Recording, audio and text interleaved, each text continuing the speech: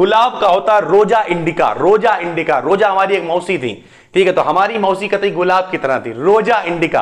कुछ लोग कहेंगे अच्छा मौसी के बारे में ऐसा कर, नहीं सर, आपको याद कराने के लिए रोजा इंडिका, रोजा इंडिका। स्वागत है आपका एक नए क्लास में। अगर आप क्लास 11th में सर, ठीक है, इसी वजह से ये चैनल बनाया गया है बी डीकेडी 11th।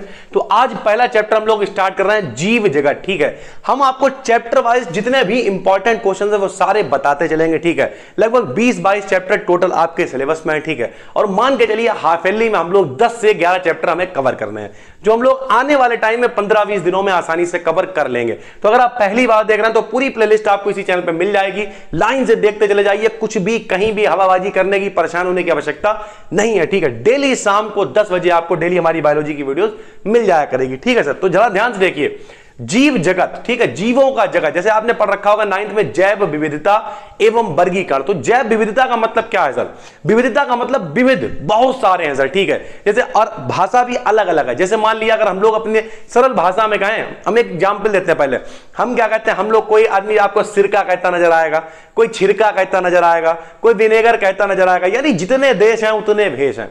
उसी तरीके से जो जीव जंतु होते हैं, पेड़ पौधे होते हैं, इन सबको भी लोग अलग अलग नाम लेते हैं। जैसे हमने यहां पे लिखा, अब ये देखिए सर, मान लिया सामान्य भाषा में अलग अलग स्थानों पर अलग अलग नाम होते हैं। जैसे घरेलू चिड़िया को भारत में क्या कहते हैं? गौरैया कहते हैं। इंग्लैंड में स्पैरो कह देते हैं। पुर्तगाल में क्या कहते हैं? पर्डल कह देते हैं। हॉलैंड में मुश कहते हैं। जर्मनी में क्या कहते हैं? हॉर्सपर्लिंग कहते हैं, ठीक है। यानी जितनी जगह पे आप जाएंगे उतने अलग अलग नाम मिलेंगे। तो ऐसा क्या किया जाए कि भैया सब लोग जो है वो कंफ्यूज ना हो, और हम कहीं भी अगर बातचीत कर रहे हो तो हम लोग बताएं कि भैया ये चीज हम इसकी बात कर रहे हैं, तो हर आदमी समझ जाए। तो जाहिर सी बात, जब दिक्कत होगी तो फिर क्या किया? Carolus Linnaeus. क्या नाम है? बोलिए बोलिए। Carolus Linnaeus. क्या नाम है?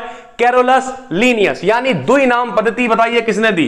Carolus Linnaeus. विकल्प का क्वेश्चन सबसे पहले भैया पूछेगा आपसे, बताइए द्विनाम पद्धति किसने दी? तो आप क्या कहेंगे? Carolus Linnaeus. Carolus Linnaeus. क्या कहा इन्होंने? कि सामान्य भाषा में अलग अलग स्थानों पर जितने जंतु हैं, पौधे हैं, सबका अलग अलग नाम है। तो हम क्या करते हैं, हम एक पद्धति दे रहे हैं जिसे हम कहेंगे द्विनाम पद्धति। इसमें 2 नाम होंगे। कैसे होंगे आपको समझाते हैं।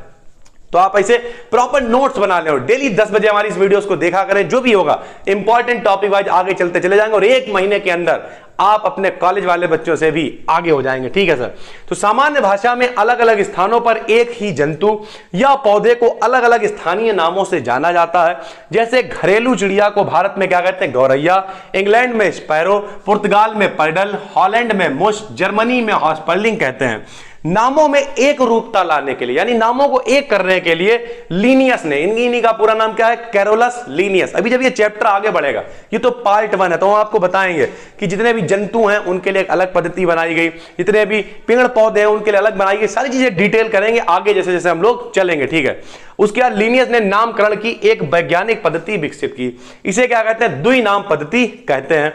इसमें प्रत्येक जंतु या पौधे के 2 नाम होते हैं। एक नाम होता है वंश नाम और एक नाम होता है जाति नाम। अब सबसे पहला एक और यहां से क्वेश्चन के अंदर से क्वेश्चन निकालेंगे, भैया जाति नाम क्या होता है? तो भैया जाति को कहते हैं वर्गीकरण की मूल इकाई। भैया विकल्प का एक और क्वेश्चन, पहला क्वेश्चन, द्विनाम पद्धति के जनक कौन है? बोलिए कैरोलस लीनियस। द्विनाम पद्धति के जनक कैरोलस लीनियस।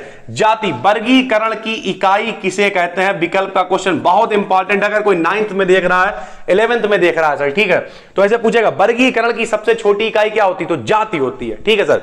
तो यानी जिस हिसाब से हम कैटेगराइज करेंगे, जिस हिसाब से डिवाइड करेंगे, वर्गीकृत करेंगे, उसे हम लोग कहेंगे जाति। और ढेर सारी जाति वाले, जो एक जैसी जाति वाले, 5-5 वाले उठा लो, इनके समूह को कह देते हैं वंश। क्या कह देते हैं? वंश। यानी जो समी समी वाली जातियां, एक जैसी मिलती जुलती जातियां, उन्हें इकट्ठा कर दीजिए तो वो क्या कहलाएंगी? वंश। तो द्विनाम पद्धति में कितने नाम दिए गए? 2। बताइए, एक नाम क्या दिखाएगा? वंश नाम। एक क्या दिखाएगा? जाति नाम। जैसे हमने लिख दिया, जैसे मानव का वैज्ञानिक नाम क्या रखा गया? होमो सेपियंस। क्या नाम रखा गया? होमो सेपियंस। अभी आप हिंदी मीडियम में देख रहे हैं तो इसे हिंदी में लिखा हुआ है। अभी इसके कुछ नियम है जो हमने नीचे लिख दिए हैं। गौरैया जिस चिड़िया की हमने बात की थी उसका नाम रखा गया पैसर डोमेस्टिकस। पैसर डोमेस्टिकस। एक नाम किसे दिखा रहा है? वंश को। एक नाम किसे दिखा रहा है? जाति को दिखा रहा है। कुछ नियम है। वंश का पहला अक्षर अंग्रेजी के बड़े अक्षर में बनेगा। मान लिया हम होमो सेपियंस को इंग्लिश में लिखें तो होमो का H बड़ा बनाएंगे, ठीक है सर, और सेपियंस का S छोटा बनाएंगे, ठीक है सर। नंबर 1 बात हो गई। फिर वंश का पहला अक्षर अंग्रेजी के बड़े अक्षर और जाति का पहला अक्षर अंग्रेजी के छोटे अक्षर से लिखते हैं। वैज्ञानिक नाम प्रायः लैटिन भाषा में होते हैं। सर एक लैंग्वेज होती है लैटिन भाषा, ठीक है, उसमें नाम जितने भी ये नाम आप देख रहे हैं, क्या नाम है, राना टिग्रीना है, फेलिस डोमेस्टिका भी हम आपको बता रहे हैं, इन्हें तिरछे अक्षरों में लिखते हैं। तो यानी या फिर हमने लिख दिया रेखांकित, या तो आप तिरछे लेटर्स में लिखेंगे, ऐसे आप लिखिए, ठीक है, होमो ऐसे करके तिरछा लिखिए, इसे इटैलिक बोलते हैं। और या फिर अगर आप नहीं लिखना चाहते तो आपने लिखा बिल्कुल नॉर्मल होमो सैपियंस और इसके नीचे दोनों के नीचे रेखांकित का मतलब अंडरलाइन कर देते हैं। समझ गए सर आप? यानी सरल भाषा में आपको बता दे रहे हैं एक बार ओवरऑल। फिलहाल हमने यहां पे मानव का नाम क्या लिखा, होमो सैपियंस। गौरैया का क्या है, पैसर डोमेस्टिकस। नोट्स बना लीजिए, डेली क्लासेस आपको मिलेंगे 10 बजे, ठीक है। मेढक का क्या है, राना टिग्रीना। मेढक का क्या है, राना टिग्रीना। राना टिग्रीना एक किसे दिखाएगा, वंश को, दूसरा किसे दिखाएगा, जाति को, ठीक है सर। हिंदी में आप लिख रहे हैं तो कोई नियम की टेंशन ही नहीं है। इंग्लिश में लिखेंगे तो सर पहला लेटर कैपिटल होगा, इसका स्मॉल होगा, ठीक है। इटैलिक में लिखेंगे वरना अंडरलाइन करेंगे। बिल्ली का होता Felis domestica, Felis domestica, Felis domestica.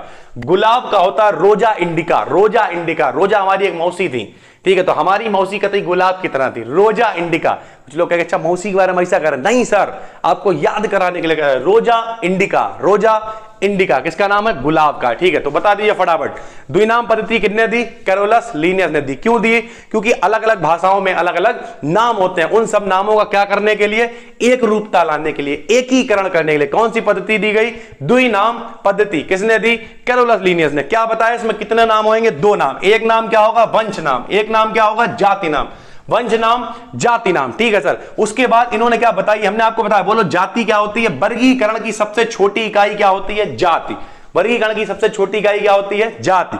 जब एक जैसी जाति वाले लोगों को मिला देते हैं तब उसे क्या कहते हैं, वंश। क्या कहते हैं, वंश। जैसे मानव का नाम बताइए क्या होता, होमो सैपियंस। गौरैया का क्या होता, पैसर डोमेस्टिकस, ठीक है।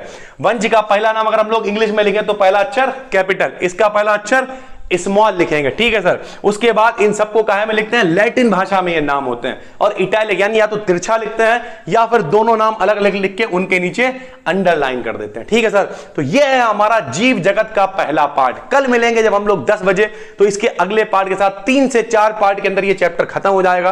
क्योंकि अगर हम ज्यादा बड़ा कर देंगे, 15 मिनट 20 मिनट, बायोलॉजी है सर, यहां इतनी ज्यादा मेहनत करने की आवश्यकता नहीं। अगर आप डेली डेली हमारा ये 10 15 20 मिनट का भी क्लास देखते रहे, हम गारंटी ले रहे हैं पेपर के बाद आप नाम लेंगे कि BDKDN एक ब्रांड है सर, ठीक है। और इसी पे हम लोग काम कर रहे हैं। हालांकि थोड़ी मेहनत लगेगी क्योंकि इस चैनल में अभी नया है, इतने सब्सक्राइबर्स नहीं है, लेकिन अगर 5 लोग भी बिना फीस के, ठीक है सर, क्योंकि लगभग बिल्कुल फ्री है, इतना लोगों के पास पैसा नहीं होता है कि वो जाके सारी फीस दे पाए, चीजें कर पाए बहुत सारी। तो इस वजह से BDKDN को बनाया गया है।